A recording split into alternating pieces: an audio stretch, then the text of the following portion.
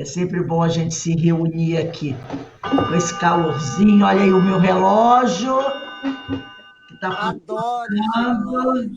Google, adoro. Eu Adoro também esse gosto da barulho. peça. Gosto muito, Muito muito bom. mesmo. Bem, meus amigos, boa tarde a todos. Hoje, dia 20 de outubro de 2022, nós estamos aqui na Sociedade de Estudos Espírito Francisco de Assis para mais uma tarde de estudos. Nesse horário, às quintas-feiras, nós estudamos essa obra Diversidade dos Carismas, que é uma obra maravilhosa de Hermínio de Miranda, editora Arte e Cultura. O meu, como é antiguinho, era dividido em volume 1 e volume 2, mas agora as edições novas é um volume só. E nós estamos ainda estudando o capítulo 4, que trata sobre, vamos ver o que é o tema, minto, não é capítulo 4 não. Deixa eu ver aqui. É isso mesmo, capítulo 4, interação, animismo e mediunidade. Mas nós estamos estudando o item 4, replays do passado, né? Quando a Regina aqui está comentando as vidas passadas da Regina, falando dessas visões que ela tem das vidas passadas, do que ela viveu, do que aconteceu com ela, do que ela fez. Desculpa, o Iraci, é a página 121. 121, nosso livro. E acabou aqui. Nós vamos começar Então, amigo, quanto... Não, Carmen, é 112, esse livro aqui, ó. Não, mas a gente não está, a gente está no outro, a gente está no item 4, replays do passado. Aqui é replay do passado, isso. Tá bom. Obrigada, querida. Tchau, obrigada. É isso. Edições diferentes, às vezes de uma edição para outra, já muda a página, é complicado isso, né? Mas o importante é esse, o parágrafo é esse, no amplo cenário dos séculos. Esse parágrafo nós vamos começar. Mas antes de nós iniciarmos, vamos fazer a nossa prece, vamos agradecer a Deus essa oportunidade que o Pai nos concede de nos reunirmos aqui para mais uma tarde de estudos de aprendizado.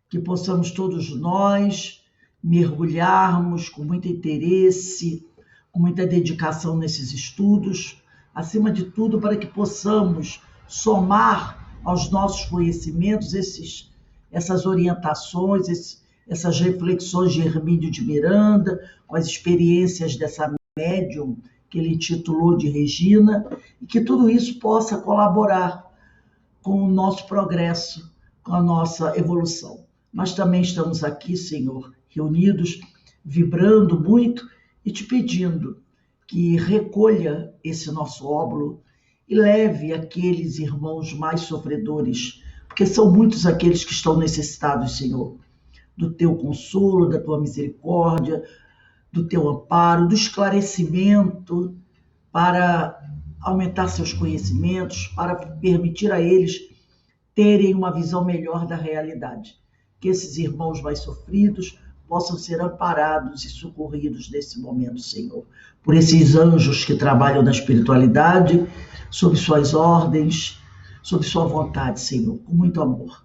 E assim envolvidos por essas vibrações amorosas que vêm do coração desses irmãos queridos, que se reúnem conosco aqui nesse horário para estudar, para aprender, para nos auxiliar, te pedimos amorosamente que nos permita iniciarmos os nossos estudos da tarde de hoje. Graças a Deus. Bem, meus irmãos, eu vou começar num parágrafo anterior, só para poder pegar um pouquinho, tá? Da aula passada. Então, começando no parágrafo anterior, diz assim: Regina jamais conseguiu penetrar o segredo que gerou essa triangulação e os compromissos decorrentes. Que triangulação é esse? É o rapaz que ela gosta, a outra mulher e ela. É um triângulo amoroso, né? Porque aqui ela já está falando das existências passadas. E ela percebeu que havia um triângulo. Ela, a outra e o rapaz, porque ela era apaixonado. Então, a Regina jamais conseguiu penetrar um segredo que gerou essa triangulação e os compromissos decorrentes. A mais remota estação que suas antenas psíquicas captaram, quer dizer, a mais antiga existência, vivência que ela captou foi lá no Antigo Egito. Em uma daquelas vidas, a outra, que era um triângulo, né, amoroso, havia sido a esposa legal. E ela, a amada de sempre. Então, lá no Egito, a outra era a esposa. Ela era amante, né? De sempre. Mas era o espírito que ele sempre amou. Ela, Regina. Que ele respeitou naturalmente. Mas acabou sendo a segunda esposa, quando a primeira morreu em condições trágicas no Rio Nilo. Então, sempre teve esse triângulo. Lá do Egito, a outra era a esposa, que ele sempre respeitou, mas ela era a fora do casamento, a mulher amada. Quando a esposa morre, ele casa com ela, e ela se torna a segunda esposa. Então, ele diz aqui que a Regina, ela nunca conseguiu pegar aquela vida aonde o problema começou entre os três. O que ela mais chegou, mais antigo que ela chegou, foi no Egito. Mas, pelo que dá para entender, esse problema entre os três, a formação desse triângulo amoroso, começou bem antes do que no Egito. É uma reunião dessas três almas bem anterior ao Egito. Mas ela nunca conseguiu pegar a primeira existência onde os três se encontram, para poder saber realmente como é que a confusão começou. Ela só vai pegar as outras, mas ela conseguiu voltar até a existência do Egito. Quer dizer, isso aí deve ser pelo menos uns 5.000 anos. Tá? De 4 a 5.000 anos que ela conseguiu regredir. Mas esse triângulo amoroso é bem anterior a isso. Olha só, né? E aí, como a gente se compromete, gente, ela vai detectar uma vida de mais ou menos entre 4 e 5.000 anos, onde já tem um triângulo amoroso. E todo triângulo amoroso suscita o quê? Problemas.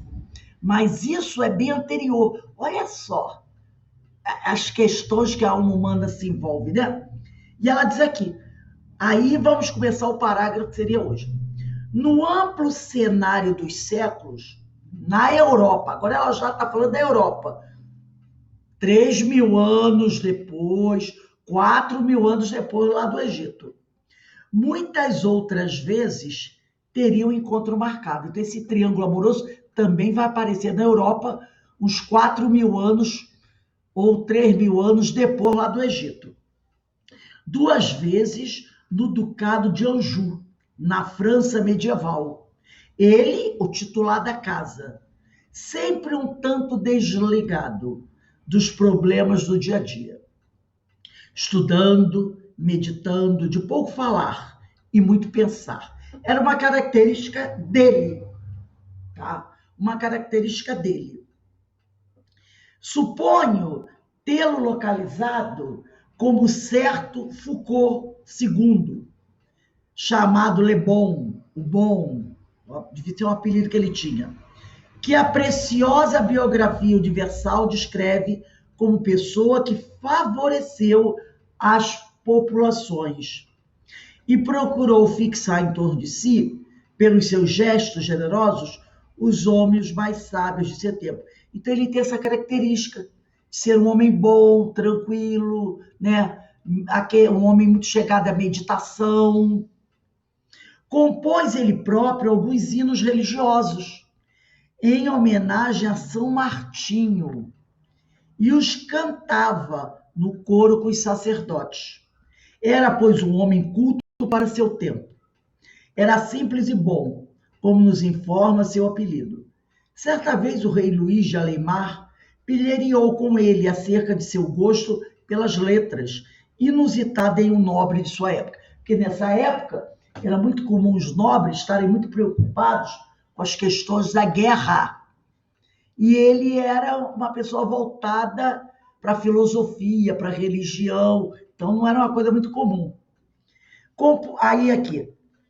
Sabei, Ciri, respondeu o duque, que o príncipe letrado é um asno coroado? Então, alguém fez esse comentário, né? Que o príncipe era um homem iletrado e ele era um homem culto. Sobre ele, apenas uma data que se tem desse homem. Morreu no ano de 1958 em Tours, na França, né? Segundo as vidências de Regina, 2 existências subsequentes foram vividas ali em Anjou. Esse caso desse duque, pelo menos, tem mais de 1000 anos. Né? Mais de 1000 anos. Aí ela vai contar de 2 existências dele.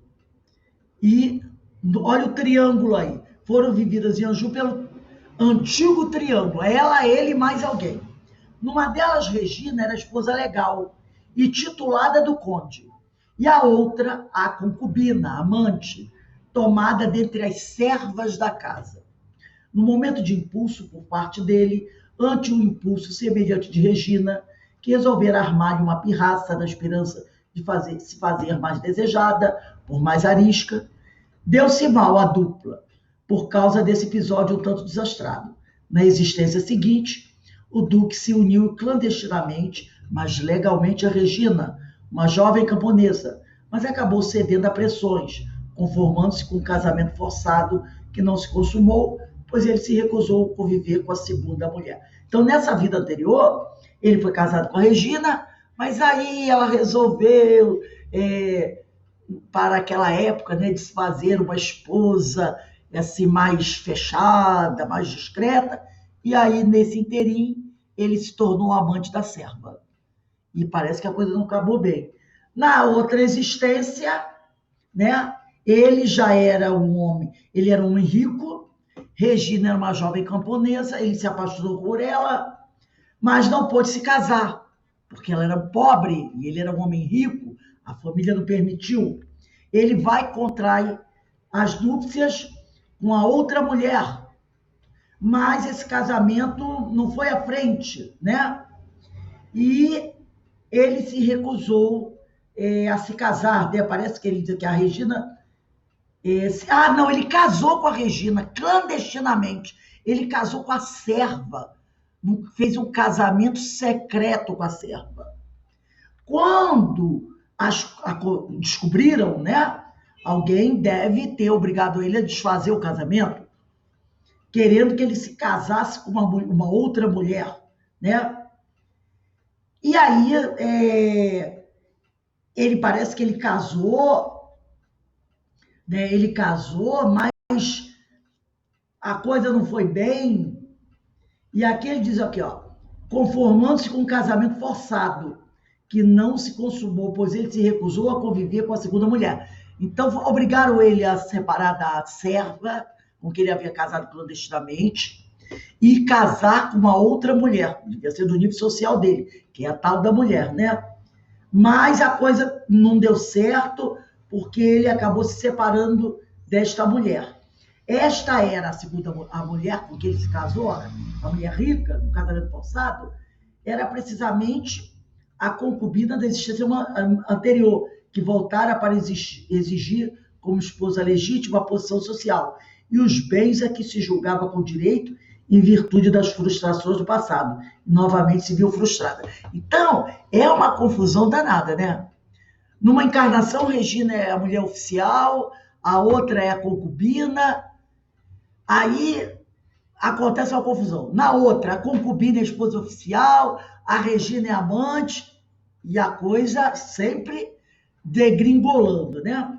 Descoberta a trama, esta reagiu violentamente, do que, aliás, tinha suas razões, mas descobriu-se potente para repor as coisas no lugar que entendia certo, pois Regina era a mulher legítima, e ele havia assegurado a ela, por escritura, a posse de todos os seus bens. A ela e aos 2 filhos gêmeos, aliás. Então, nesse casamento com a Regina, ele teve filhos. Regina não sabe que destino teve a outra. Viu, porém, que ela, né, Regina, morreu antes do duque. E se lembra de ter acompanhado do mundo espiritual a vida triste e tranquila que ele vivia com 2 filhos, excelentes rapazes. Um destes voltou a ser filho dele em outra existência, desta vez com a outra. Na outra vida, ele vai casar com essa outra mulher, e um dos que foi filho da Regina agora, já vai ser filho dele com a outra. Em outra vida, ainda na Europa, Regina vê novamente o triângulo fatídico em ação. Ela própria é uma jovem de família nobre, a outra é uma duquesa poderosa e arbitrária, e ele é o que parece o marido dela, que talvez cansado da convivência difícil, retirou-se para um velho castelo, parcialmente em ruínas, onde se dedicou aos seus estudos. Desta vez foi a alquimia.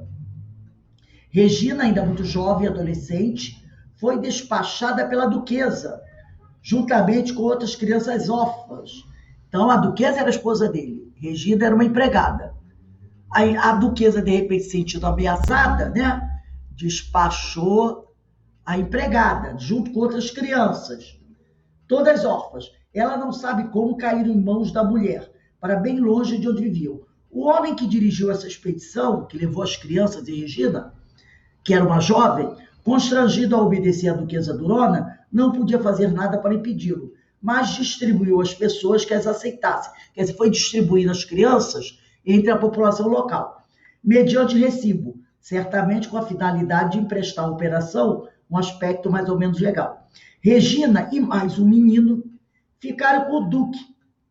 Acabou ela e um garoto ficando com o duque, que estava exilado em seu próprio castelo em ruínas, mas muito feliz da vida, por estar em condições de viver em paz com seus livros, suas experiências e suas meditações. Regina vinha dar o toque final de calor humano a esse quadro idílico de solicitude, né? E, quer dizer, a Regina era empregada da duquesa, e a duquesa, quando manda levar a Regina para outro lugar, ela vai acabar morando com o duque. Nem sempre a outra aparece como figurante, mas Regina e ele são personagens cativos em todas essas novelas verdadeiras e coerentes. Ela e o duque estão sempre aparecendo. A outra aparece de vez em quando, para formar esse triângulo amoroso. Em uma dessas, Regina e ele são religiosos. Regina deve ser uma freira e ele um padre. São obrigados a tomar veneno os dois em trágica farsa, montada deliberadamente para sugerir um pacto suicida entre eles, pois haviam pulado o alto muro das conveniências e tabus para entregarem-se uma vez mais ao magnetismo daquela paixão muito secular. A cena final a que ela assistiu como personagem espectadora foi terrível. Era noite, em ambiente fechado de igreja ou claustro, quer dizer, mosteiro, e os dois foram obrigados a ingerir a dose letal, cercado de monges encapuzados. Alguns desses viriam séculos depois ao grupo mediúnico em que Regina funcionava como médium. Estavam ainda desarmonizados e perdidos nas sombras de seus equívocos. Então, alguém deve ter descoberto que o padre e a freira mantinham um relacionamento amoroso.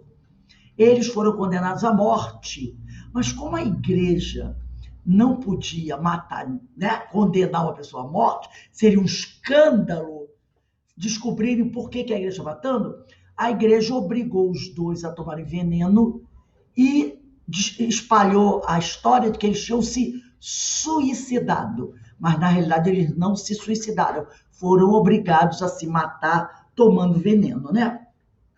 A outra não aparece nesse episódio, mas não seria surpresa descobrir que ela tenha tramado a tragédia, denunciando o affair do monge com a freira. Então, eles acham que essa outra foi aquela que descobriu.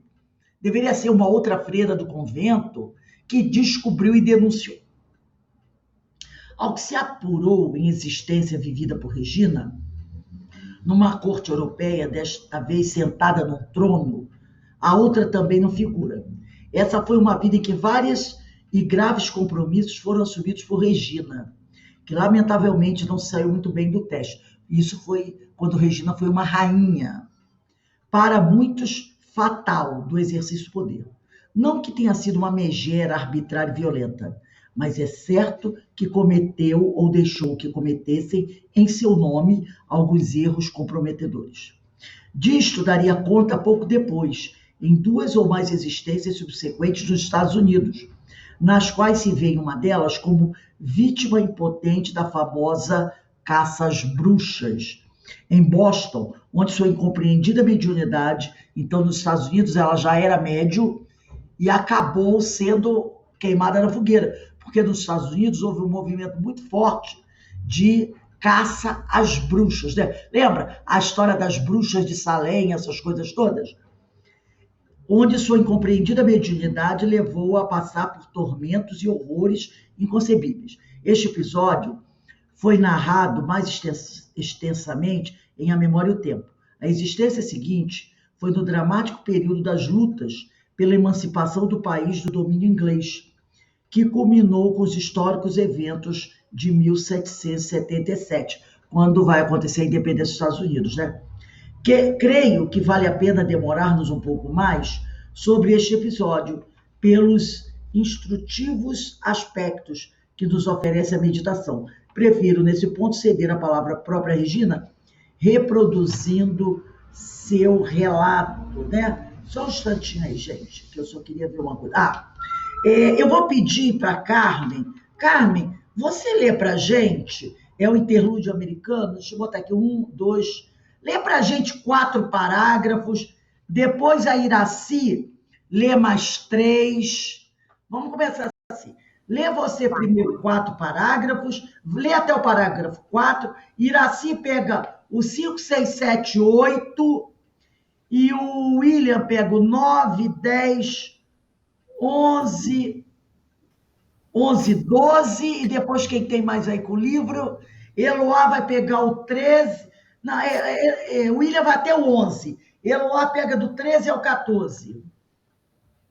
Tá bom. Interlúdio americano. As lembranças e revelações de possíveis vidas passadas que vieram no desprendimento, escreve ela, foram sempre provocadas por crises de angústia muito intensas e questionamentos íntimos decorrentes da invencível inadaptação ao mundo objetivo em que tinha de viver.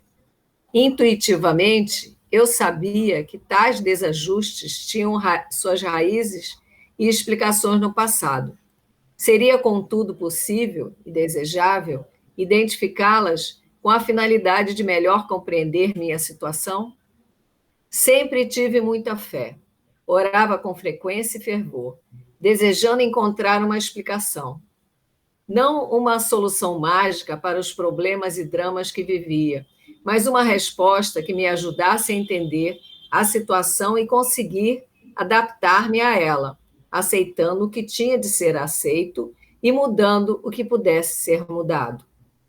Quando pequena, às vezes sonhava que estava brincando de índio com outras crianças. Exibia um vistoso cocar na cabeça, como os que os chefes de tribos americanas usam nos filmes. Mas filmes eu só veria mais tarde, adulta, quando reconheci cocares iguais àqueles com as quais eu me via nos sonhos. Teria eu sido também uma indiazinha americana? Certa vez sonhei que morava em uma fazenda que fora atacada por índios. Não sei como acabou a luta. Lembro-me, contudo, de que era um dia chuvoso e havia muita lama no lado de fora. Quem vem agora? Eu. Em vários desses sonhos, eu me via em ambiente geográfico que mais tarde identificaria como sendo os Estados Unidos, mais precisamente New England. Usualmente, eu estava sendo perseguida por soldados, porém muitas imagens eram fragmentárias ou não se fixavam melhor na memória de vigília. Por isso, não posso falar sobre seus enredos. Sobre seus enredos. Havia situações angustiantes, quase desesperadoras. Quando visitei aquele país levada por uma bolsa de estudos, Reconheci alguns dos locais com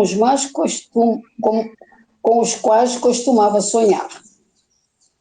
O relato seguinte é de um dos sonhos mais explícitos. Encontro-me em fuga no trem. Meu pai é um homem muito importante na política. A situação era de conflito armado e os soldados que me perseguem querem, na realidade, alcançar meu pai, aprisionando-me. Viajo escondida num vagão de carga em que haviam adaptado um fundo falso com um compartimento onde me escondera. É ainda noite, já quase madrugada. Vejo o escuro acinzentado dos primeiros e vagos clarões do distante amanhecer. Quando o trem para e alguém entra no vagão, abre a porta do fundo falso e me tira de lá. Sou informada de que o inimigo havia tomado conhecimento de que eu viajava naquele trem e estava à minha espera na estação seguinte. O trem parara num lugar à beira de um barranco muito alto, com umas cavidades semelhantes a nichos, cujas entradas ficavam cobertas de vegetação. Sem saber ao certo o que fazer, resolveram tirar-me do trem e esconder-me em uma daquelas cavidades do barranco. Ali fiquei, vendo o trem partir. Algum tempo depois, com o trem já desaparecido ao longe, saí da cavidade e consegui pular para o solo, embaixo, pois a altura era grande. À minha frente havia um declive coberto de grama muito verde. Desci por ele sem saber onde estava e o que iria encontrar pela frente. Não sentia medo, pois a grande preocupação era não servir de isca para que aprisionassem meu pai. Neste ponto termina o sonho e Regina ficou sem saber, naquele momento, o que teria acontecido em seguida. Mais tarde viria a saber por outro sonho. Novamente passamos-lhe a palavra. Mesmo ambiente geográfico.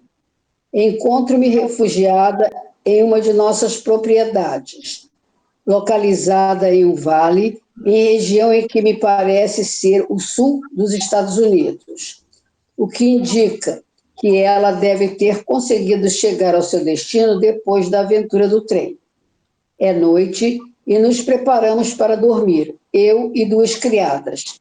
Apenas nós estamos na propriedade.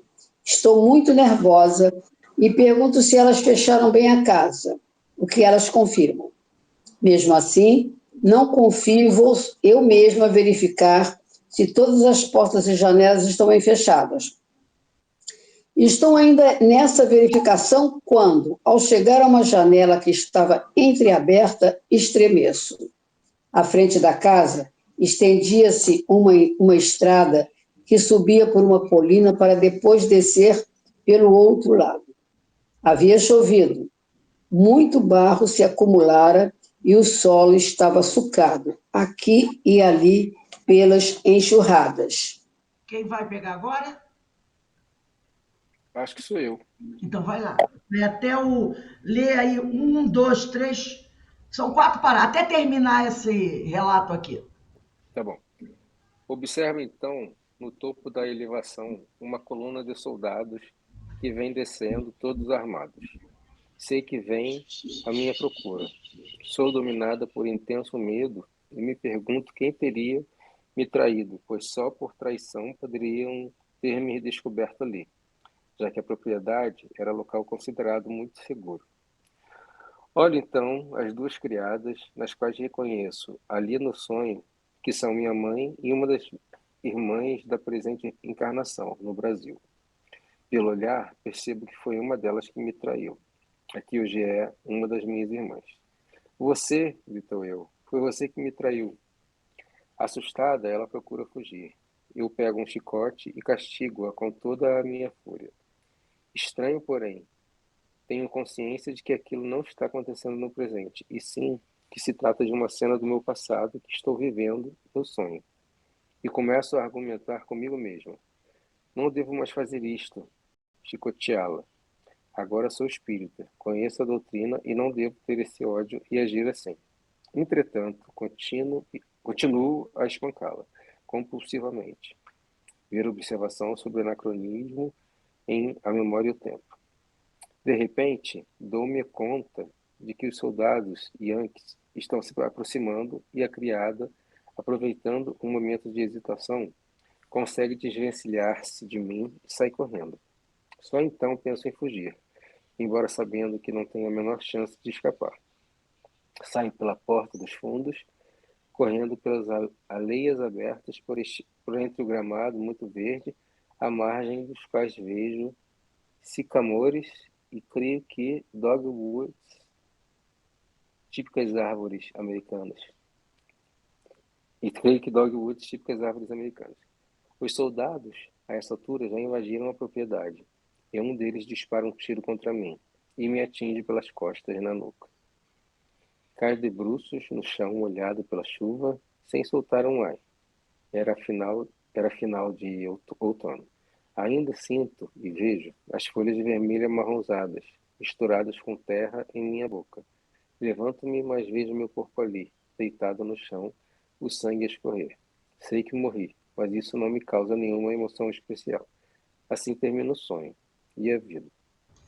Realmente, vejam que coisa incrível esse sonho, esses relatos dela. E o que ela, agora, quando ela falou um fato aqui, realmente eu me lembrei de uma coisa que eu tinha esquecido. Quando ela diz aqui, ó, ainda sinto e vejo as folhas vermelho amarronzadas, misturadas com terra em minha boca. Levanto-me, mas vejo o meu corpo ali deitado no chão, o sangue a escorrer. Sei que morri, mas isso não me causa nenhuma emoção especial. Assim termina o sonho e a vida. Agora, quando o William estava lendo isso aqui, me veio à cabeça a lembrança, só mais por esse lance aqui que ele falou da morte, né? De um sonho que eu tive, como eu já falei para vocês, muitos anos atrás eu tinha muitos sonhos. Um desses sonhos me lembraria uma região, talvez da Ásia, aonde estávamos num grande barco, né, navegando, barcos de passageiros, né, barcos de passageiros, onde eu me lembro agora do sonho, que me veio muito claro aqui, eram pessoas, homens e mulheres, que era muito comum usando roupa branca. Vocês já viram esses filmes da Ásia, da Índia, que o pessoal tinha uma certa situação financeira? Eu não sei por que razão, os homens se vestiam muito de terno branco, com aquele chapéu Panamá, as mulheres de branco também, nesses barcos, viajando. Me lembra muito aquele filme da Agatha Christie, sobre o Rio Nilo, que tem uma cena assim, aquele barco, o pessoal viajando, né? No barco de turistas, eram turistas, pessoas de dinheiro. E eu fazia parte daquele grupo. E eu estava naquele barco, sentado à mesa, com aquelas roupas brancas, conversando com alguém. De repente, há um movimento e alguém começa a gritar que o barco está sendo invadido por bandidos. Tipo alguém, vamos chamar assim de pirata, mas não aquele pirata do século XII. Esses piratas mesmo, que se aproveitavam desses navios só de gente rica, eles iam em barcos e entravam nesses navios para roubar as pessoas, roubar joias, aquela coisa toda, né? E eles invadem, né, esse barco onde eu estava com as outras pessoas e começa aquele caos, aquela correria, não sei o quê, e eles são violentos, né? O sonho corta aí. E como é que segue? No cais, o barco, depois do assalto, né, foi levado até o cais. E no cais, tem várias pessoas caídas no cais, mortas. Deve ter sido os passageiros que eles mataram o navio, e o pessoal do navio está tirando e botando deitado no cais. Eu sou uma delas. E o interessante é que eu estou olhando o meu corpo, eu sei que estou morta, olha só, eu sei que estou morta, estou em pé, olhando para o meu corpo, que está deitado no cais, com os olhos semiabertos, que não se fechou, e alguém, um capitão ou alguém da minha família, começa a falar sobre mim. E eu olho e me vejo ali, no cais, morta. Mas é o que ela disse aqui, ó. Agora, eu só me lembrei veio a lembrança quando eu leio aqui, ó. Sinto as folhas vermelhas amarronzadas misturadas com terra em minha boca. Eu não, eu só olhava e via ali. Eu sabia o que tinha acontecido. Eu vi o meu corpo, o vestido rasgado, o corpo com os olhos abertos. Eu não tinha essa cara. Levanto-me, aí ele diz, mas vejo o meu corpo ali deitado no chão, o sangue a escorrer. Sei que morri, mas isso não me causa nenhuma emoção especial. Foi o que aconteceu comigo nessa lembrança. Eu tô ali, eu vejo no cais o meu corpo, né, caído, sei que morri, mas aquele corpo ali caído, que eu detecto é o meu, não me causou nenhuma emoção especial. Essa foi a última lembrança que eu tive desse sonho, logo depois eu acordei. Foi me ver ali, sabendo o que tinha acontecido, porque a minha última lembrança era a correria dentro do barco, e depois mais nada. E depois só vejo ali no cais o corpo caído, e que eu deduzi que eu morri no barco, trouxeram o corpo e botaram ali.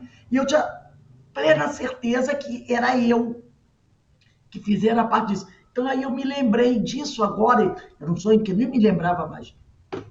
No momento que ela falou aqui, me veio a lembrança, esse sonho. Realmente, né, eu também não tive nenhuma sensação de tristeza, apenas aquela constatação do que tinha acontecido. Como se aquele corpo não tivesse mais nada a ver comigo. Entendeu? Uma coisa assim muito interessante, engraçado. Quando eu li isso aqui, caída com terra em minha boca, automaticamente veio na minha memória essa lembrança. Agora, então, são fatos que ela vai continuar narrando das existências passadas. Agora, a Eloá, vem agora o item B, o primo antipático. Eloá vai ler o primeiro e segundo parágrafo, depois a Ideína vai ler o terceiro e o quarto. Denise, você pode ler alguma coisa? Você, ó, Eloá leu o primeiro e segundo, Ideína leu o terceiro e o quarto, Denise leu o 5 e o 6, e a Carmen encerra o primo. Depois que a Denise parar no 5 e o 6, a Carmen encerra. Vamos lá. Vamos lá. Em uma dessas existências, o videotape da memória exibe uma tragédia que acabou bem.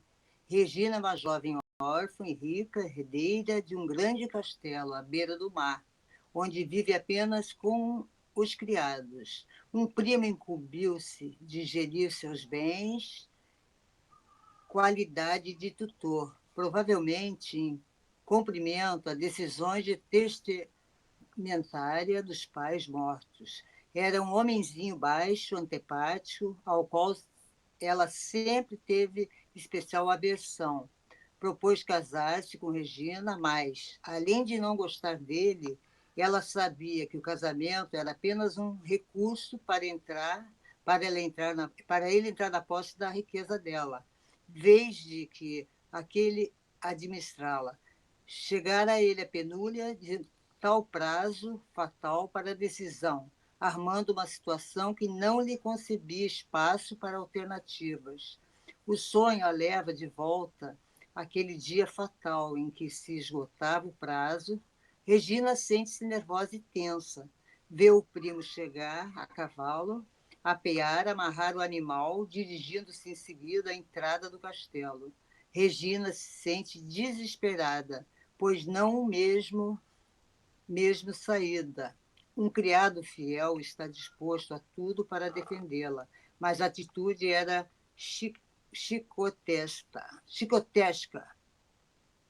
O primo trouxera... Não, Eloá, só até aí, só até aí. A situação era quixotesca. Agora, a Ideína lê 2 parágrafos. O primo trouxera com ele outros homens. Regina saiu a correr, na esperança de chegar a tempo de montar um dos cavalos e desaparecer. Fosse para onde fosse. Um dos asseclas do primo, contudo, barrou-lhe o caminho, sentindo-se apanhada em uma armadilha. Estava certa de que iria dominá-la. Optou pela morte voluntária. Subiu rápida a torre circular do castelo, que terminava em um patamar projetado sobre o mar, a grande altura. Segurando com uma das mãos as amplas saias, ela corria desesperada à frente do homem que a perseguia, tentando agarrá-la. Conseguiu chegar primeiro ao patamar. Olhou rapidamente para baixo e teve um segundo de hesitação e medo ao contemplar a espuma das águas chocando-se contra as rochas. Ela atirou-se ou ser agarrada pelo homem que rapidamente se aproximava. Fechou os olhos e deixou cair o corpo no espaço. Mas não morreu, porque se vê em seguida sendo tirada das águas e colocada em uma padiola sob consternação geral. Chegam outras pessoas. Ela está presente e consciente, ainda que seu corpo esteja inerte. Ouve até o que diziam à sua volta e se lamentarem do ocorrido. Vê-se depois atendida em um local onde cuidam de doentes, algo como um hospital ou casa de saúde da época. Tem a impressão de haver passado um tempo mais ou menos longo sem sentidos. Ao despertar, vê um homem ao lado da sua cama, a cuidar dela. Tem uma expressão doce e bondosa. Ele fala com carinho. Ainda exausta, ela volta a adormecer ou desmaiar. Quando acorda outra vez, sente-se melhor e aos poucos começa a reconstituir sua tragédia.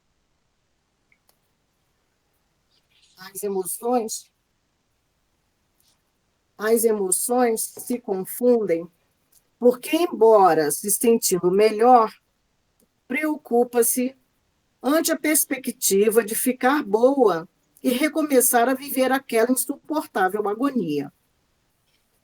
Lá estariam o castelo, os bens, a solidão e o primo ambicioso e sem escrúpulos.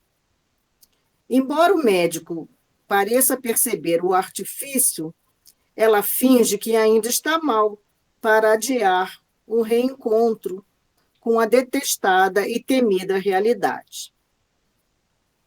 Em um dia daqueles, soube que seu parente havia estado lá para reclamar a posse da sua tutelada. Certamente teria documentos em que se apoiava para isso. Em pânico, resolve contar todo o seu drama ao médico, que a ouve pacientemente e a tranquiliza, prometendo tomar certas providências. Regina assegura-lhe que prefere morrer do que voltar para casa e enfrentar o primo. Ao que ela depreende ou se lembra no sonho, o local onde estava sendo tratada pertencia à igreja, que o administrava. O médico recorre a um sacerdote que dispunha ali de muita autoridade, e este homem vem visitá-la. Regina repete a história contada ao médico. Ao que parece, ela pertencia a uma família não apenas muito rica e titulada, mas de grande prestígio na região, que ela não localiza no tempo nem no espaço geográfico. Tanto o sacerdote como o médico tratam-na com respeito e deferência. O clérigo perguntou-lhe, por último, para definir bem a situação, se ela queria ou não voltar para casa. E ela foi enfática: não, antes a morte. O sacerdote mandou chamar o primo, e ela sabe que eles tiveram uma entrevista no gabinete de trabalho do religioso. É informada de que o clérigo lhe comunicou que ela não iria voltar para casa e que, tendo pedido a proteção da igreja, fora acolhida. Se algo lhe acontecesse, o primo seria publicamente responsabilizado. E mais, a partir daquele momento, o primo perdia sobre ela o direito de tutoria, que passava à igreja. Isto vale dizer que seus bens passavam a ser administrados pela igreja. Regina o vê sair dessa reunião furioso, mas impotente. Não tinha como desafiar o poderio da igreja. Aí termina o sonho. A igreja se dando bem também, né? Vê Oh, só isso que me chocou. olha as várias reencarnações Que loucura. que ela passa, né? Sempre em situações conflitantes, difíceis. Agora vem o item C, capítulos egípcios da novela. Iraci, você lê os 3 primeiros parágrafos, 1, 2 e 3. E o William leu o 4, 5 e o 6. Tá, William? Porque tá congelada a imagem dele, mas eu acho que ele tá ouvindo, né? Então, Iraci pega o 1, 2, 3 e o William. Estou ouvindo, sim, estou ouvindo. O William pega Estou o com o iPad. 5 e 6. Vamos lá, Iraci.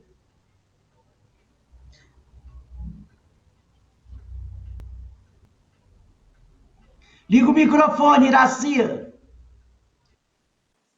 Sempre esqueço. Capítulos egípcios da novela. Já as 2 existências em Anju lhe foram narradas em mais de uma oportunidade em desdobramento consciente, por um espírito tranquilo e amável que fora, em uma daquelas vidas, o notário que dera forma e conteúdo jurídico às disposições testamentárias do duque em favor da camponesa com a qual se casara. A narrativa foi feita ao ar livre. Regina diz que nos próprios jardins do castelo, debaixo de uma árvore de 2 troncos que se bifurcavam a partir do solo, formando um V. O simpático notário encerrou o relato da romântica história com expressões tipicamente jurídicas. Tudo isso é verdade, disse ele, e dou fé. E eu sei, eu fui o notário.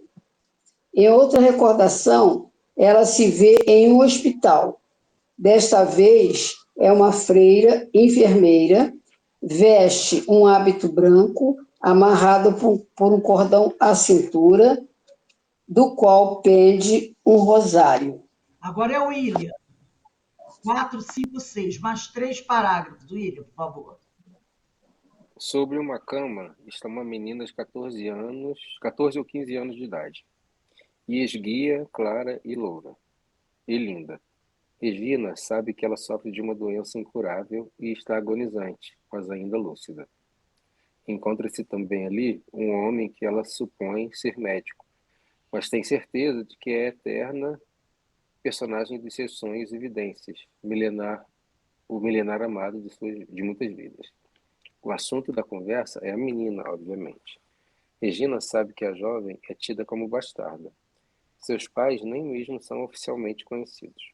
No entanto, é filha da própria Regina e do médico, embora ela não se lembre, depois em vigília, em que circunstâncias a teria concebido, ainda que o soubesse enquanto esteve mergulhada na vivência do episódio. Não é justo que ela morra assim, humilhada, sem saber, diz a freira ao homem. Ela tem direito de saber. Temos de dizer-lhe a verdade. Ela tem paz, afinal de contas. É justo que tenha essa última alegria antes de morrer. Regina se lembrava, ao acordar, que nenhum sentimento de remorso ou pecado a perturbava. Estava tranquila, ainda que penalizada pelo sofrimento da menina.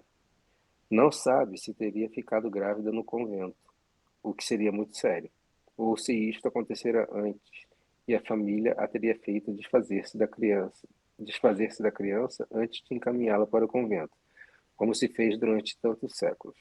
Está convicta, contudo, de que servia ali, naquele hospital ou casa de caridade, como religiosa e enfermeira.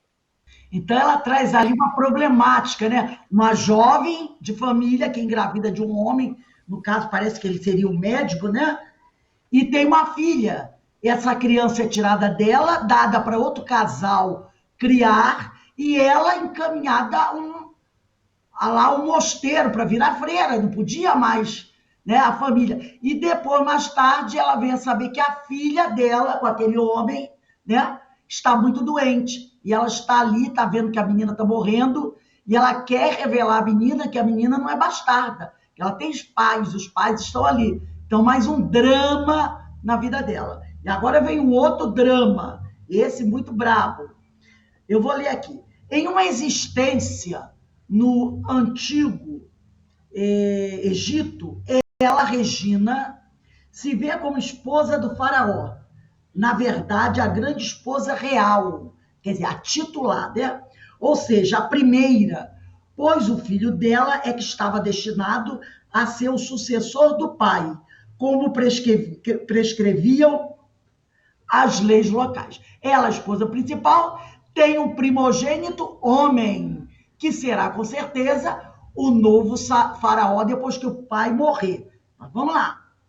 Mais uma vez, das muitas, ela e o amado são arrastados irresistivelmente pelo fortíssimo campo magnético que se criara entre eles ao longo de tantos séculos.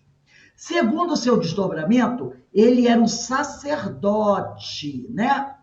E costumavam encontrar-se uma passagem secreta subterrânea que ligava o templo ao palácio. Ela, a esposa do faraó, mãe do filho primogênito do faraó, que seria o novo faraó. E aí ela se apaixona por quem? Por um sacerdote. Olha que trama. Sacerdote não pode se apaixonar por ninguém.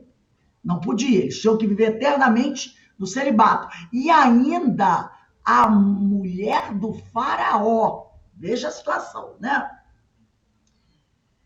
Aí diz aqui, foram apanhados. Alguém descobriu. Alguma denúncia? E ela diz que ambos foram degolados sumariamente. O sacerdote e a mulher do faraó. Em outra existência, ainda no Egito, ela é preterida junto ao amado de sempre em favor de sua própria irmã. Em casamento decidido pelo pai, de ambas como de hábito. Não houve o que convencesse o pai a mudar o esquema, nem choros, nem protesto, nem apelo. A irmã é que se casou com seu amado, porque parece que a irmã era mais velha. Ela se apaixona pelo rapaz, mas o pai decide que a irmã dela é que tem que casar com o homem que ela ama. E ele é quem? Todo mundo já sabe, né? Olha só. Não houve o que convencesse o pai a mudar o esquema, nem choros, nem protesto, nem apelo. A irmã é que se casou com o seu amado. Mudaram-se a irmã e o marido, e a irmã casou, né? Para o local mais ou menos distante, que ela, Regina, não identifica. Regina não conseguiu dominar a sensação de ódio pela irmã.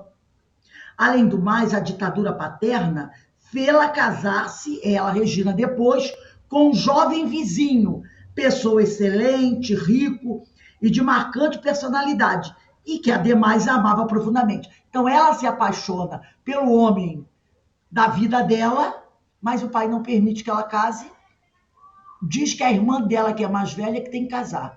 A irmã se casa e vai embora, e ela se toma de ódio da irmã. Depois o pai a obriga, a Regina, a casar com um outro homem, que era um homem muito bom. Era um homem muito bom, mas não era o homem que ela amava. E esse homem amava. Ela casou-se, não tinha alternativa. O marido tudo fazia para agradá-la, mas o coração dela não estava ali. O ódio que dedicava à irmã transferiu-se em parte para o marido. Então ela transferiu o ódio dela da irmã para o marido, que era uma pessoa boa e que a amava, como se ele também fosse responsável pela sua desgraça. Com o tempo, não obstante, ela passou a uma atitude de fria e calculada indiferença, na qual incluía também o filho que tiveram nesse casamento. Então, ela teve um filho com esse homem, mas passou a ser indiferente ao filho que ela tinha com ele. Então, ela não amava o marido e nem o filho. Certa vez, olha aí, a irmã veio com o marido e as filhas visitar Regina. Aí a irmã veio com o marido e 2 filhas pequenas visitar a Regina. né? Eram 2 meninas, sobrinhas dela, uma de 3, outra de 5 anos de idade.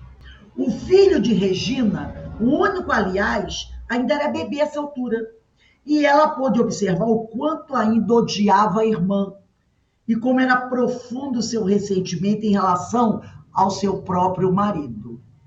Decidiu não receber a irmã, mas o pai a obrigou. Ela não quis receber a irmã na casa dela, mas o pai a obrigou. E mais penoso esse penoso sacrifício. Jamais esqueceria a cena. Ela, o marido muito constrangido e as crianças. Quer dizer, a irmã, o marido e as crianças. Ela então tramou um plano sinistro de vingança. Olha o que ela fez, Regina. Levou as meninas, as sobrinhas, uma de 3, outra de 5 anos, para passear. E não sabe, ela, Regina, não sabe ao certo o que ocorreu, pois sua censura íntima, a consciência, bloqueou a lembrança da tragédia em sua memória de vigília. Ela se lembra de ter saído com as crianças de casa.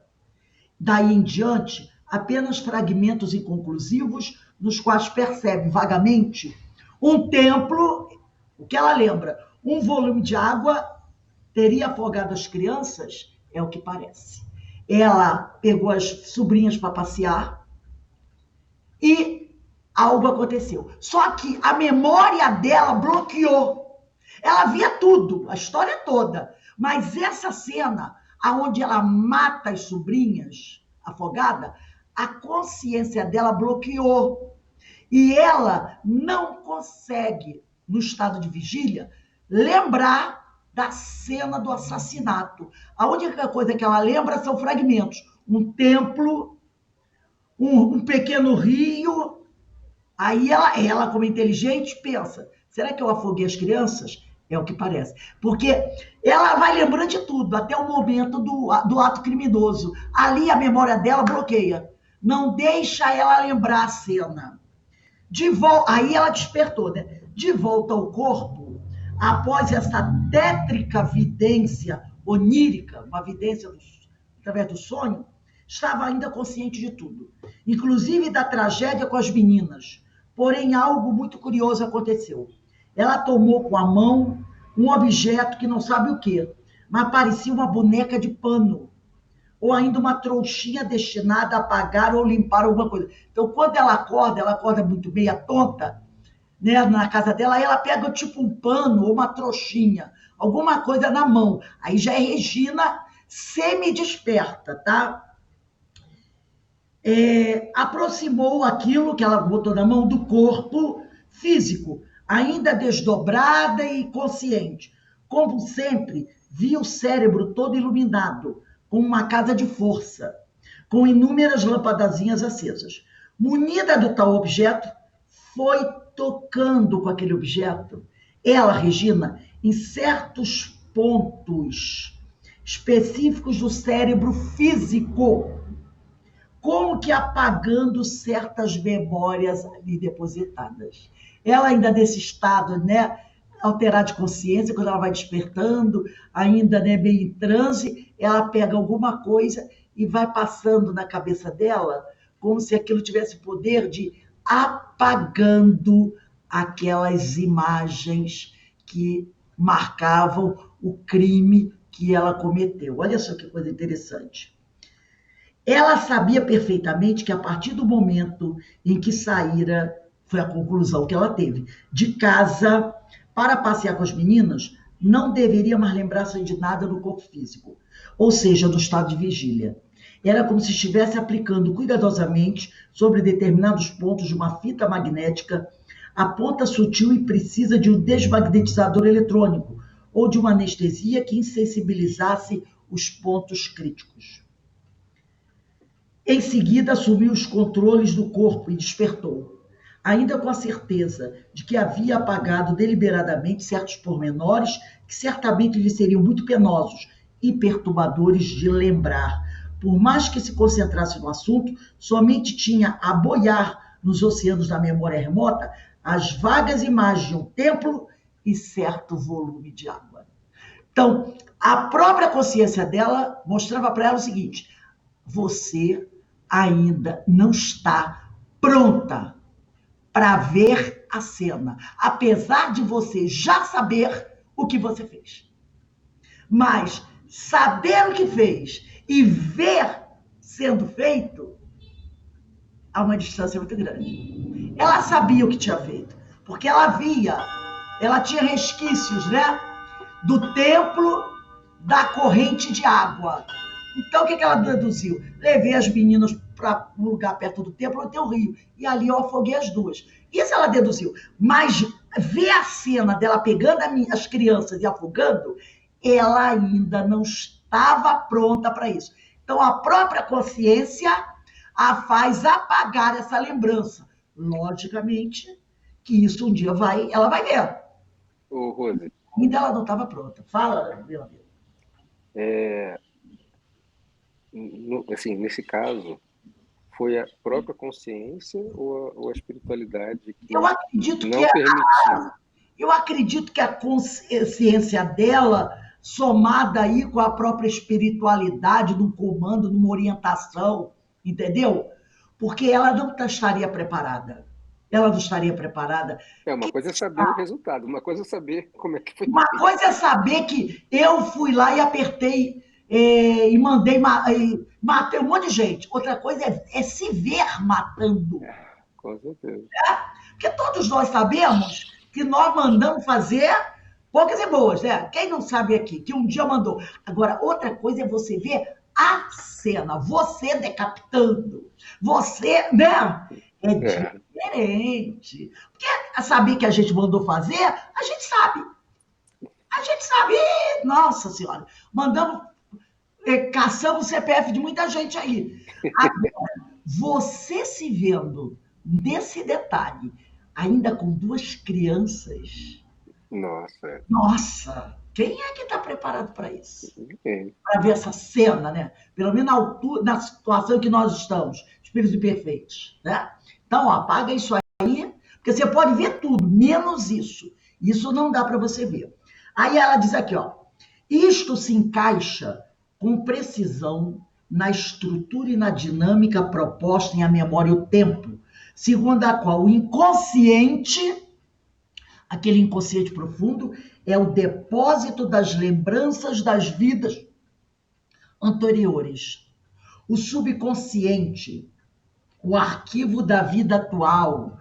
E o consciente, quer dizer, o inconsciente é o depósito das lembranças das vidas anteriores. Essa cena da morte das crianças, com certeza está no inconsciente profundo, tá? O subconsciente é o arquivo da vida atual. O que eu estou fazendo agora vai para o subconsciente. O que eu fiz lá 5.000 anos atrás está no inconsciente profundo, né? O consciente, o que está aqui, é a unidade de passagem como um cabeçote de gravador, que tanto grava como lê as fitas do nosso cassete pessoal. O consciente é o que registra e manda para o subconsciente, que é o arquivo da memória atual. O que mais tarde, passado algum tempo, é que vai para o inconsciente.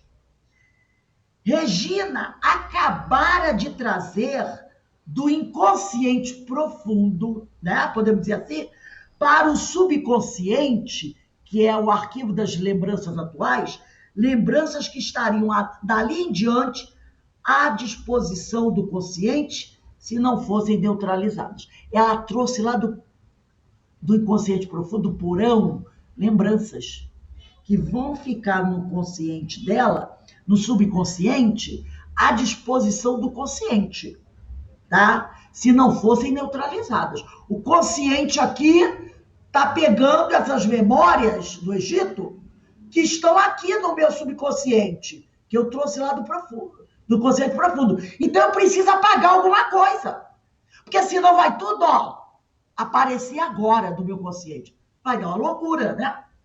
Por isso, provavelmente, olha aí, ó, William, por isso, provavelmente, instruída a respeito, desmagnetizou os pontos mais traumatizantes, né?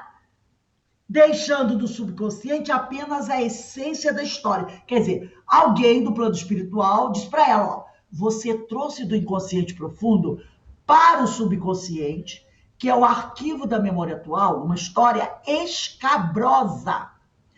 É preciso apagar alguns detalhes dessa história.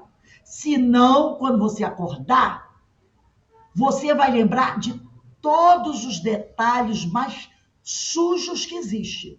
Você pode lembrar sim, mas só de algumas coisas. A coisa mais escabrosa você não deve lembrar ainda. Aí ela foi orientada a apagar. Aí o consciente dela, o subconsciente dela apagou aquele fato mais escabroso. Quando ela acordou, ela lembra da história e do fato escabroso, ela lembra apenas do templo e do rio. Aí, Só que, na verdade, o que ela resgata do inconsciente para o subconsciente é uma cópia do registro, né? Aquele registro vai estar lá. Até... Então, ela resgatou essa cópia, essa cópia foi desmagnetizada. Exatamente. Para que ela não tivesse aquela lembrança imediata. O ser desmagnetizado, em certo momento ela vai conseguir fazer. Não apagou o evento. Apagou o evento no subconsciente, mas está no inconsciente completo. Tipo assim, né? Eu peguei. Uma cópia, né? Tipo assim, alguém faz uma besteira, grava um vídeo. Aí, olha, por favor, me dá um vídeo. Aí eu te dou. Aí ele pergunta, você tem alguma cópia? Aí você diz assim, não, bastei. Aí você destrói. Só que o vídeo está lá. Até que ela possa trabalhar aquilo. O dia que ela trabalhar aquilo, a lembrança vai estar lá ainda, mas não vai machucar mais. Vai ser só uma lembrança. Mas não vai machucar mais, porque ela vai trabalhar aquilo. Mas, por enquanto, ela não tem condições de trabalhar aquilo. Então, está no subconsciente dela, que ela trouxe, com a cena macabra apagada, e ela só pega a periferia do evento, né? Aí eles aqui. Por isso, provavelmente, destruída a respeito, desmagnetizou os pontos mais traumatizantes, deixando no subconsciente apenas a essência da história, o suficiente para levá-la ao esforço de perdoar a antiga irmã, cuja única culpa fora de ter amado o mesmo homem que ela amava. Então, ela trouxe a história para ela perceber a desgraça que ela fez e ela perdoar a irmã. Entendeu? Você tem que perdoar a sua irmã. Você matou as filhas dela, que não tinham nada a ver com isso. A antiquíssima irmã egípcia também foi identificada na vida atual. E foi exatamente a sensação de inexplicável rejeição que experimentou pela mulher que resultou na consulta aos arquivos da memória integral. Regina se lembra que, mal terminar a regressão, seu amigo espiritual de sempre lhe disse: você jamais a perdoou, daí a atual aversão. Você não acha que já é tempo de perdoar? Era a tal do triângulo. Por isso que ela sempre teve aversão a essa mulher, porque ela considerava que essa mulher roubou o amor da vida dela. E ela se vingou da mulher. Entendeu? Outra observação instrutiva. Embora haja apagado do cérebro físico a lembrança de detalhes perturbadores, como a morte das crianças, a consciência de Regina lhe diz claramente que ela fez algo de terrível com aquelas crianças. Foi uma vingança irracional, como todas as vinganças agravadas por uma crueldade fria e calculada, motivada pelo que ela considerava uma traição. Afinal de contas, a moça não teve tanta culpa. Também ela gostava do jovem.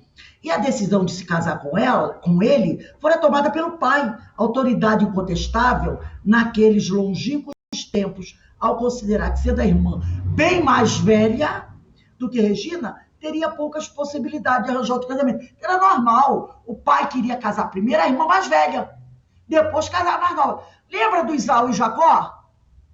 Que ele foge e vai morar em outra cidade, e lá ele se apaixona por uma moça linda, maravilhosa, só que ela tinha uma irmã mais velha.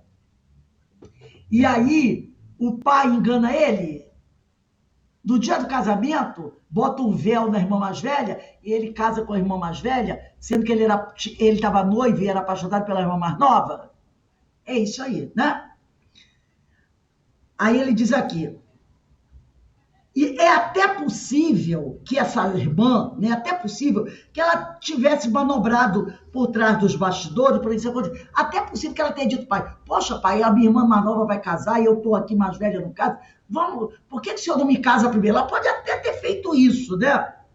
Ela até pode, porque o grande ressentimento de Regina baseava-se no fato de que a irmã, sabedora do seu imenso amor e que ambos já haviam se prometido o casamento, a irmã era sua confidente, ela contou para a irmã que estava apaixonada pelo rapaz e que eles tinham combinado casar, pois Regina fora criada sem a mãe, que morrera quando ela ainda era bebê e mal começava a andar. Poderia ter evitado o casamento. Então a irmã... Meu Deus, tem muita angústia. Ela acha que a irmã se aproveitou, Meu Deus que ela contou que ela é apaixonada pelo rapaz, que eles tinham planejado casar, e como gostava do rapaz, deu, como diz o pessoal por aí, uma pernada nela. Mas mesmo assim, não era motivo, não havia motivo para ela ter feito o que fez, né? Mas isso não justifica a crueldade de Regina. Não justifica. Mesmo você ter sido traída pela irmã, mandar matar as sobrinhas de 3 e 5 anos. Mesmo sem saber dos detalhes, é evidente que o gesto ainda lhe dói na consciência. Ela reconhece perfeitamente que foi uma atitude lamentável e espera já ter resgatado, após tantas existências sofridas, o crime cometido no Egito contra 2 criaturas que mal se iniciavam na aventura de viver. Uma tinha 3 anos, a outra tinha 5 anos, né? Eram sobrinhas dela. Mas isto ela pensa hoje. Naquela época, a paixão, o ciúme e o rancor que trazia no coração, paradoxalmente por amor, levaram-na a ver nas 2 meninas apenas um instrumento de vingança, trágica e mesquinha ao mesmo tempo. Quantas pessoas não fazem isso? Matam até seus próprios filhos para se vingar da mulher e do marido, né? Ele vai ficar sem as crianças, ele não me quer, mas ele também vai ficar sem os filhos. Quantos já fizeram isso? Eu trouxe aqui também um texto para a gente complementar isso que a gente está trabalhando aqui, esse fato, né? Deixa eu partilhar aqui o ecrã rapidinho. Vamos lá. Né, que vai... A única coisa que me causa espécie assim, nessa história é porque ele fala aí dela perdoar a irmã. Mas o que a irmã, né, no caso, fez, nem foi tanta culpa dela. Mas do pai mesmo. Agora ela tem que ser a irmã que tem que ser. Exatamente. Porque como ela achava que a irmã tomou o marido dela, e esse homem, aquele homem, porque ela foi apaixonada, ela mesmo depois de matar as sobrinhas, ela até então ainda não tinha perdoado a irmã pela traição. Entendeu? Ela ainda não tinha perdoado a irmã. Olha que grave. Deixa eu partilhar aqui. O ódio dela era tanto que ela ainda não tinha conseguido perdoar a irmã. William, desliga aí, por favor, teu microfone que estava ligado, só para não atrapalhar aqui um instantinho. O texto é do livro do Dr. Jorge Andréa, chamado... o nome do livro é Busca do Campo Espiritual pela Ciência. E o texto que eu trouxe para ele é Campos desestruturados no Espírito. E o Dr. Jorge Andréa, que todo mundo conhece, né? Foi um pesquisador, um cientista muito conhecido e conceituado dentro do movimento espírita, né? Já desencarnado, escreve assim: os nossos lastros espirituais estão constituídos de experienciações das muitas personalidades vivenciadas. Vimos isso com a Regina, né? Os nossos lastros espirituais estão constituídos, estão formados de experienciações das muitas personalidades vivenciadas. Vimos isso em tudo isso que narrou-se aqui da história das várias reencarnações de Regina. Crescemos às custas das vivências elaboramos e ampliamos nossos campos mentais com constante trabalho que se reflete em conhecimento. Todo ato que desencadeia um fato com seus respectivos componentes afetivos, desenvolvidos nas estruturas da zona consciente, ou chamado de psiquismo de superfície, será absorvido em condições especiais de participação das dimensões específicas do espiritismo ou psiquismo de profundidade. Então, ele vai dizer, ele está dizendo aqui, né? Todo ato que desencadeia um fato, olha aí a morte das crianças, com seus respectivos componentes afetivos, ódio, desejo de vingança, né? Mágoa, desenvolvido nas estruturas da zona consciente, porque naquele momento que ela está ali, matando aquela criança, era o ao vivo e a cores, né? Era a zona consciente daquela encarnação. Será absorvido em condições especiais de participação das dimensões específicas do espírito, ou psiquismo de profundidade. Vai ser absorvido, olha aí o inconsciente profundo, vai ficar lá, nesse psiquismo de profundidade, registrado. Quando as vivências são harmônicas, haverá sempre ampliação de conhecimentos e consequente alargamento de nossas aptidões. Então, quando tudo isso que acontece com a gente é coisa boa, né? São fatos harmônicos, haverá uma ampliação de conhecimentos, né? Todo fato vivenciado, seja de teor positivo ou negativo, fará sempre parte dos campos estruturais do espírito. Foi isso que o William estava falando. Ela trouxe para cá, mas o fato não foi apagado. Está lá. Ela apagou um trecho da gravação, ficou um pedaço da gravação, mas o fato continua registrado nos campos estruturais do espírito, que é esse inconsciente. Como o impulso evolutivo é sempre caminho para a felicidade e perfeição, todo fato ou atitude que se mostre em posições desarmônicas terá de sofrer o respectivo processo de equilíbrio através de reações respostas para a devida reposição positiva. Então, nada fica, como diz aqui, não sairás daqui enquanto não pagares até o último cêntimo. Toda desarmonia provocada terá de sofrer o respectivo processo de equilíbrio através de reações-respostas para a devida reposição positiva. A dor e o sofrimento. É a resposta, geralmente, dolorosa. O remédio da reposição positiva é como se for o bem desmantelando o mal, é a luz eliminando a sombra. Se precisa de uma reação-resposta, tá? Para o devido equilíbrio, essa resposta geralmente será dolorosa se o fato vivenciado foi negativo. Qualquer que seja o teor de negatividade desenvolvido por determinado ser ou espírito, com os limites de seu próprio livre-arbítrio, porque o que ela fez foi usando o livre-arbítrio dela, haverá sempre a resposta em vivências difíceis e geralmente caldeadas na dor. Olha o que ela passou depois, porque nós vimos situações dela na Europa, né, nos Estados Unidos, isso 4.000 anos, 3.000 anos depois da matança das crianças. Porque o fato do Egito foi praticamente 2.000, 3.000 antes da Europa.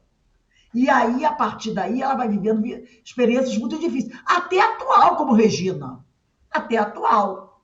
Esta, como ele diz aqui, na fase evolutiva em que nos encontramos, ainda é a vacinação eficiente para a neutralização de nossas sombras espirituais. A resposta vivências difíceis, caldeadas da dor.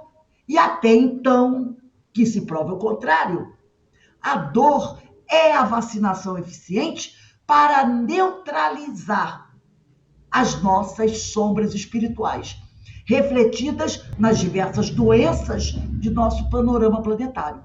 A existência de dor traduziria reação, que, após esgotamento, permitiria a retomada do processo positivo, onde novos impulsos criados seriam observados. Muitas vezes essa dor vem através de doença também, tá, gente? Vida difícil e doenças.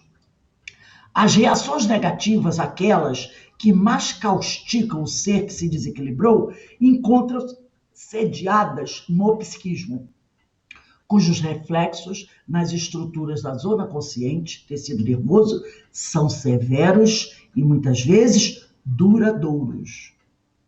O de Regina tem aí uns 5.000 anos. Bastante duradouro, né? Os reflexos. São as reações da patologia mental, ainda tão pouco decifrada pela nossa ciência, em virtude das pesquisas se dirigirem preferentemente à zona material. A ciência pesquisa o quê? O físico. Não pesquisa o espírito. Buscam os pesquisadores do neurônio, a grande usina da psique, as distonias, cujas origens se assentam nos arcanos do psiquismo, lá no nosso inconsciente, né? Os neurônios ou células nervosas são a tela por onde as deficiências se escoam, causando desequilíbrios metabólicos de variada ordem. Uma das mais severas desordens de natureza mental encontra-se no tão debatido terreno das psicoses, onde a esquizofrenia responde em alta percentagem. O conceito antigo de esquizofrenia, definida como mente dividida, deve ser substituído por mente desintegrada, estilhaçada. Porque antigamente eles falavam que a esquizofrenia era a mente definida. E o Dr. Jorge André diz que o termo ideal é desintegrada, estilhaçada, onde as funções do perceber, sentir e pensar estão profundamente comprometidas. A denominação dividida dá-nos ideia de um processo que se torna definitivo, o que não é verdade. Dividiu cada um para um lado, então dessa ideia de definição, né, de não tem mais o que fazer. Os sintomas esquizofrênicos podem regredir e oferecer ao paciente vida regular, embora pequenas sequelas se instalam com frequência. Um esquizofrênico bem medicado e usando de forma adequada, correta, disciplinada a sua medicação, embora uma vez ou outra ele pode ter pequenas recaídas, pode ter uma vida harmônica, regular, sem muitas alterações. Isso se ele estiver bem medicado, tomando a sua medicação direitinho. Ele pode ter uma vida regular, né? Quantos tem? O problema é quando ele acha que deve parar de tomar remédio. Aí que o problema surge. A esquizofrenia não deve ser considerada como uma doença isolada, mas sim um conjunto ou grupo complexo de doenças, atingindo funções vitais do psiquismo. A totalidade psíquica será sempre o resultado do apoio e impulso do espírito. Zona inconsciente. Na matéria, zona consciente. Olha aí, ó. A totalidade psíquica será sempre o resultado do apoio e impulso do espírito, zona inconsciente, sobre a matéria. Vocês já imaginaram se a Regina, ao trazer do inconsciente a lembrança total do fato, inclusive a cena detalhada da morte das sobrinhas, do crime que ela praticou, afogando as duas sobrinhas, se ela ficasse de forma integral no seu consciente, talvez ela acontecesse o grande choque e ela entrasse, viesse a surtar e, de repente, passasse a ter um problema mental grave, podendo chegar até a enlouquecer com aquela cena, porque ninguém, eu acredito, pelo menos no nosso nível evolutivo, eu não sou, está preparado para se ver matando afogada 2 crianças inocentes de 3, 5 anos. E, ao ver essa cena, ela poderia ter a mente dela desintegrada, estilhaçada. Ficar de uma forma talvez catatônica. Por isso, ela foi orientada a apagar do seu subconsciente essa cena. Ela viu o restante, como uma pessoa inteligente, deduziu o que fez, mas não viu a cena. A mente dela não estava preparada para aquilo. E se ela visse, talvez ela não aguentasse. Então ele diz aqui, a totalidade psíquica será sempre resultado do apoio e impulso do espírito.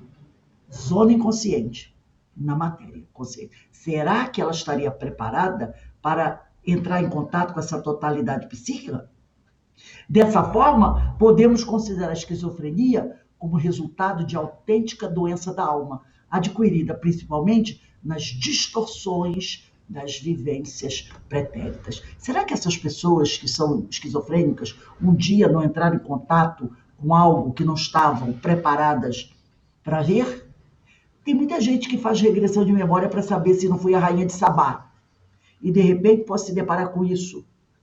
Só que depois que ela viu, ela não consegue fechar a porta. E aí ela volta para o consciente trazendo essas monstruosidades. E ela não consegue apagar, ela não sabe como apagar. E ela passa a viver com aquilo na mente dela. Ora, não vai dar coisa boa, não é, gente?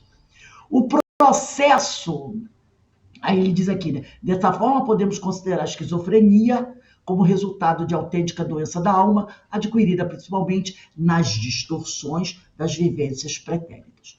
O processo reencarnatório, onde as leis da vida, sem privilégios de qualquer natureza, impõe o processo corretivo de equilíbrio psíquico, porque um negócio desse só vai se corrigir como? Através de milhares de reencarnações. A imortalidade e o processo constante e renovador da reencarnação representam as únicas condições plausíveis de explicação para as desordens de toda a ordem da natureza humana. Não há comprimido que corrija um negócio desse.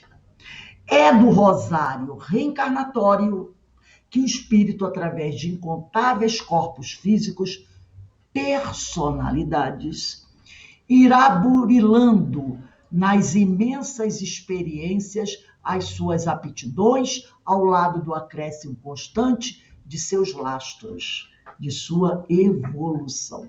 Estes estarão sempre buscando a harmonia, né, e a perfeição.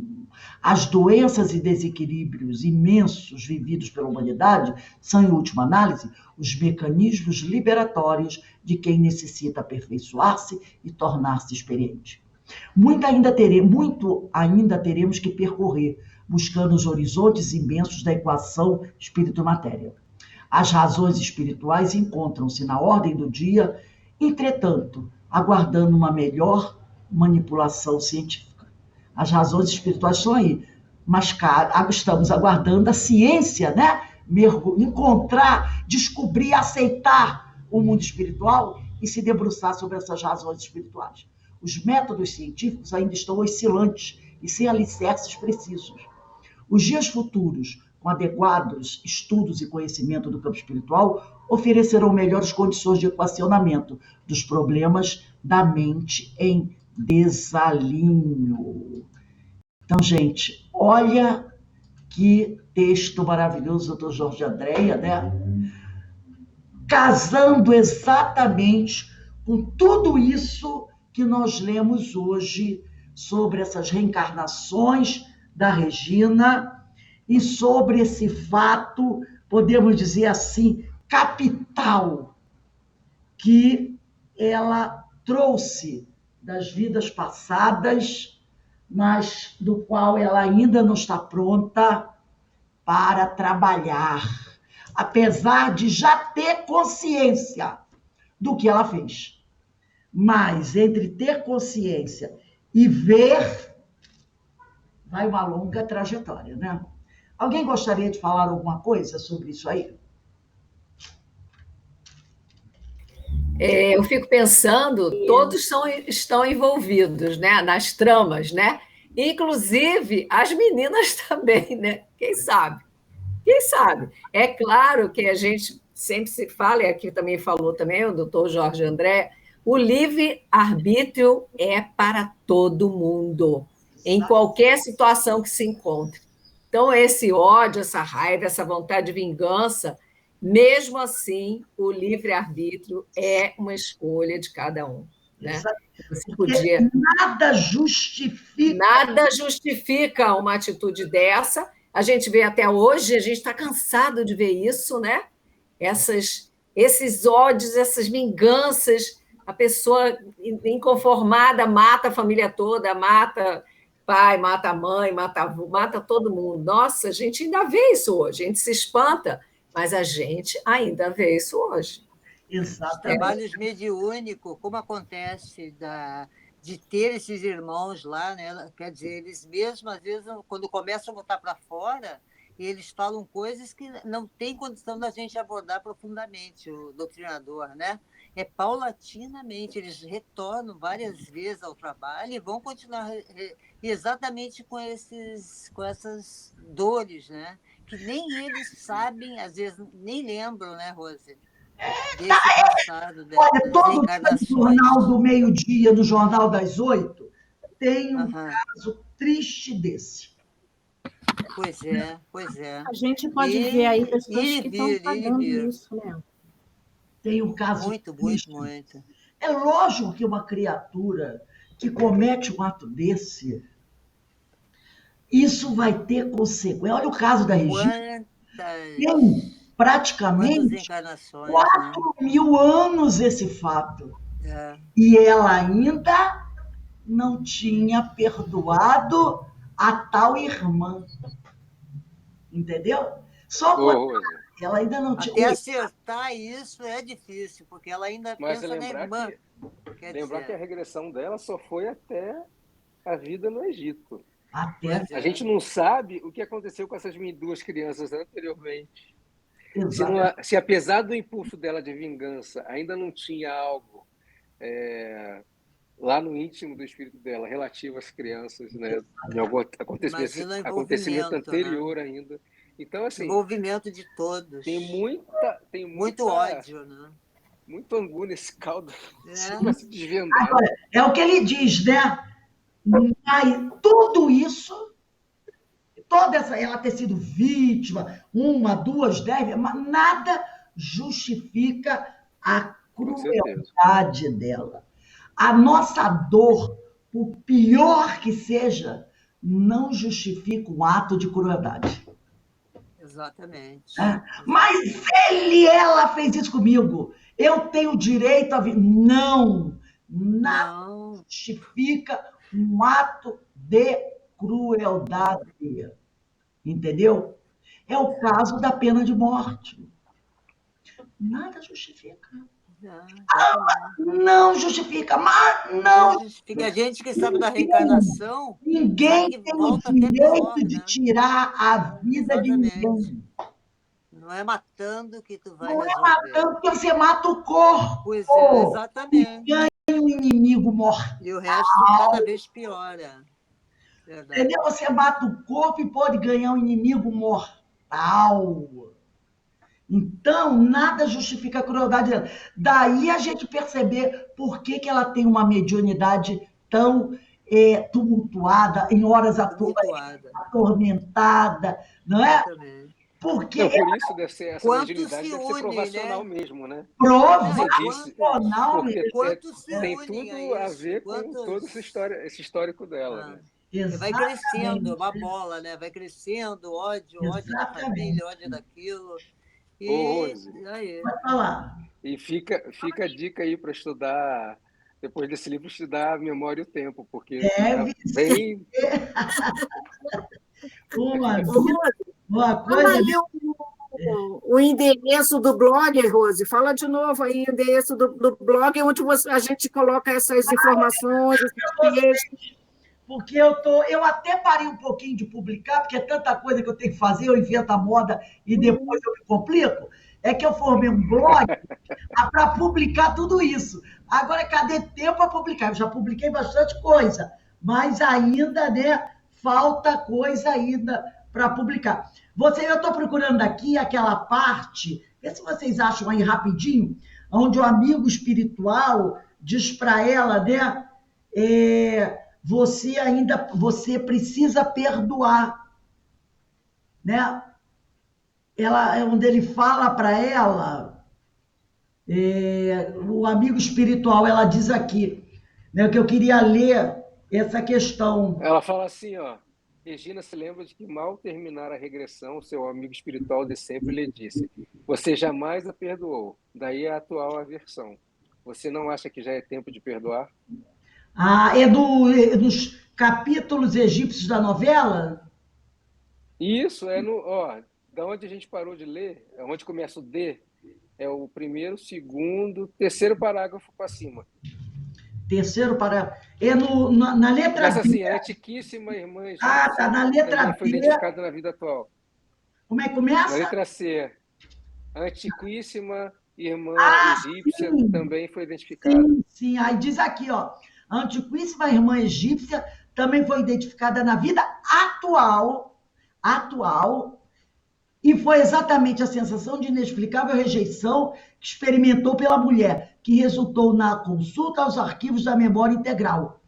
Ela teve, como Regina, quer dizer, na vida atual, uma rejeição muito grande à mulher, a essa figura. E aí o amigo espiritual falou para ela, você jamais a perdoou. Então, ela ainda carregava a raiva da mulher na reencarnação de Regina, que nós estamos estudando. E ele diz, daí a atual aversão, você não acha que já é tempo de perdoar? Quer dizer, isso aqui tem 5.000, mais ou menos 5.000 anos.